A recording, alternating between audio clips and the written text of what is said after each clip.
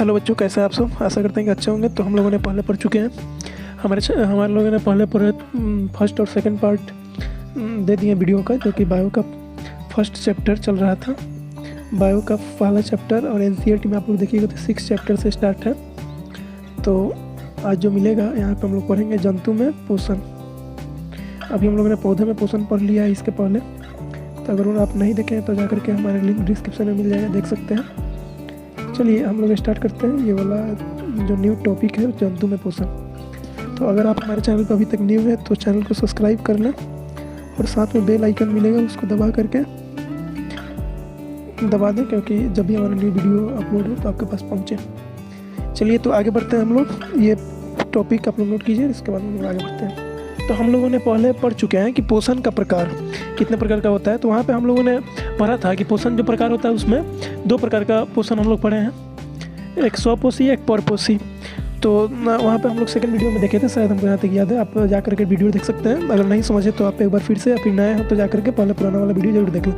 तो स्वपोषी परपोषी तो यहाँ पे स्वपोषी और परपोषी के बारे में हम लोग पढ़े थे। तो जो आपका परपोषी, स्वपोषी तो प्रकार नहीं पढ़े थे, लेकिन हम लोग परपोषी का 3 प्रकार में पढ़े थे। एक पहला मृतजीवी आप लोग की याद होगा, मृतजीवी। दूसरा में पढ़े थे हम लोग परजीवी। तीसरा में पढ़े थे प्राणी संपोषी। ठीक, तो ये सारे चीज़ आप लोग पढ़ चुके हैं। तो आगे जो हम लोग पढ़ेंगे ये तीनों चीज़ से रिलेटेड है, इसीलिए हम आपको बता दिए एक बार। तो जो जंतु होते हैं वो अपना भोजन करने के लिए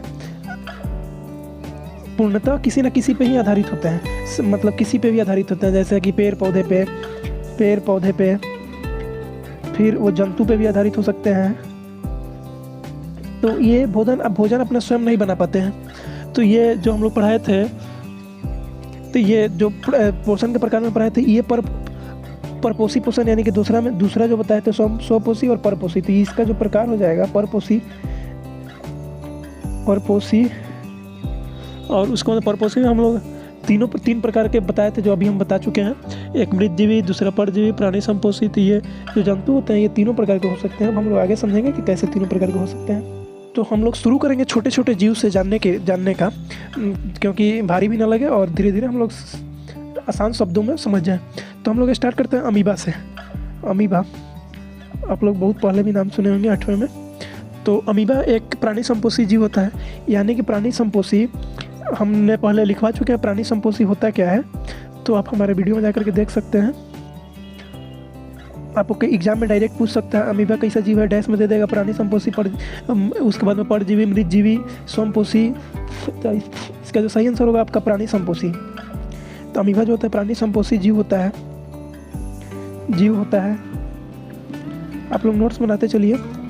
उसके बाद में तो देखिए अमीबा का जो आकार होता है आप लोग देखे होंगे कि ऐसे करके होता है, ठीक। लेकिन इसका जो आकार होता है वो निश्चित नहीं होता है। ये आकार किसी भी आकार का हो सकता है, ठीक। लेकिन अमीबा का आकार बनता कैसे है, तो एक क्वेश्चन यहाँ पे बनता है, क्योंकि आपके परीक्षा से रिलेटेड हम पढ़ा रहे हैं, जो कि डायरेक्ट क्वेश्चन आपके एग्जाम में पूछा जाए। तो यहाँ पे क्वेश्चन बनेगा आपसे, ऑब्जेक्टिव टाइप क्वेश्चन में पूछ सकता है कि अमीबा जो होता है वो उसका आकार निश्चित होता है या फिर अनिश्चित होता है, या फिर 2 और कोई ऑप्शन दे देगा। तो आपका जो होता है अमीबा का आकार अनिश्चित होता है। क्या होता है? अनिश्चित।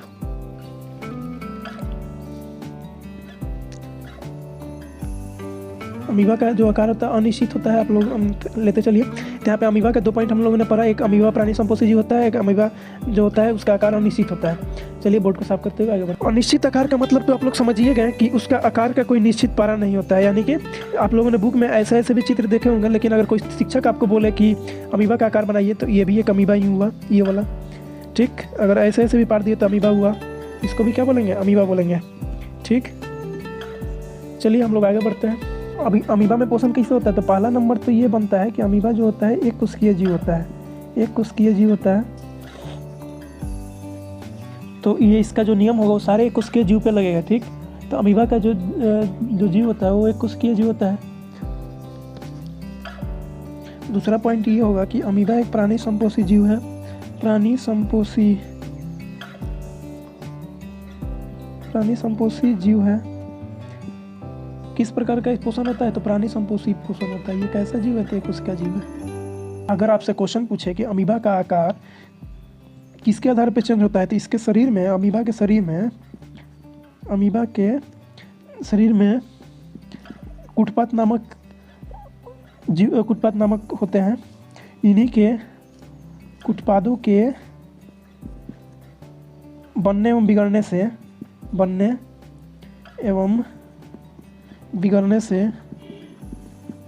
से इसका आकार अनिश्चित होता है या फिर बदलते रहता है।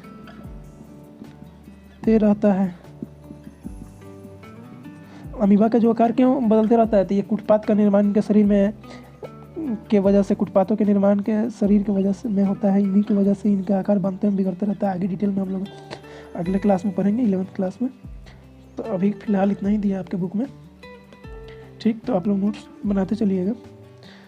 अगर आप हमारा हैंड रिटन नोट्स चाहिए तो आप हमें कमेंट कर सकते हैं, और उसके बाद में हमारे टेलीग्राम चैनल को ज्वाइन कर सकते हैं। चलिए, तो हम लोग आगे बढ़ते हैं। तो अमीबा में पोषण कैसे होता है? तो अमीबा का जो शरीर होता है उसमें, उसका शरीर में कोई विशेष अंग नहीं होता है, क्योंकि देखिए मनुष्य में मुख्य भोजन ग्रहण करने का विशेष अंग मुख बना हुआ है, यानी कि आपका माउथ। लेकिन अमीबा में ऐसा कुछ नहीं होता है, क्योंकि ये जो अमीबा होता है ये कोशिकीय जीव होता है, आप लोगों ने पहले ही जाना। तो इसमें भोजन लेता कैसे है, कोई बता सकता है? नहीं। तो यहाँ पे देखिए, इसका जो भोजन लेता है, ये इनके शरीर में, स्किन के पास में, हम अभी चित्र के साथ में बताएंगे, कुटपात मौजूद होते हैं। कुटपात मौजूद होते हैं। इन्हीं के सहायता से यह भोजन ग्रहण करते हैं।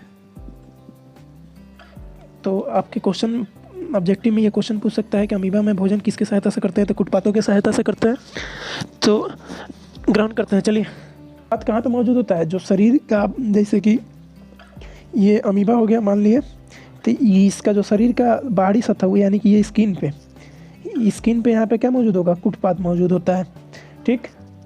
तो यहाँ से अगर बाहर से ही भोजन लेना होता है तो अपनी स्किन की सहायता से ही अपना भोजन प्राप्त कर लेते हैं, क्योंकि इसके पास भोजन ग्रहण करने का कोई विशेष अंग नहीं होता है। तो इसी के वजह से इसकी स्किन से ही इसका भोजन, जिसे हम मानव में स्किन बोला जाएगा, इसमें कुटपात बोलेंगे, ठीक। तो थोड़ा समझते हैं हम लोग कि कैसे अमीबा पूरा भोजन करता है। देखिए, हम लोगों ने तो समझा कि मुख से, वो उसका मुख नहीं होता है, तो भोजन अपने स्किन पे सतह से करता है, जिसे कुटपातों बोलते हैं। तो देखिए, तो भोजन कैसे, भोजन अमीबा के अगर आसपास भोजन आता है उसका, तो क्या करता है? अपने कुटपातों का निर्माण करने लगता है, और निर्माण से बढ़ते बढ़ते भोजन को पूरी तरह घेर लेता है। यानी कि ये जो कुटपात होगा, हम दिखाएंगे आपको फोटो में, वो पूरी तरह घेर लेता है। यहाँ पे देख सकते हैं आप कि ये, जैसा कि ये कुटपात का भोजन, अमीबा को पता लगा कि यहाँ पे भोजन है, ठीक है, कि आपने कुटपात का निर्माण किया। ये कुटपात स्किन पे होता है, इसका बाहर के सतह में, और ये कुटपात को निर्माण किया, उसके बाद भोजन को चारों तरफ से ढक लिया, ठीक। आप यहाँ पे देख सकते हैं, ध्यान से देखिएगा तो आपको मालूम होगा, यहाँ पे भोजन को ढक चुका है अमीबा। और उसके बाद में ये क्या होगा कि यहाँ पे भोजन रसदानी का निर्माण होगा। भोजन रसदानी का निर्माण हो जाता है,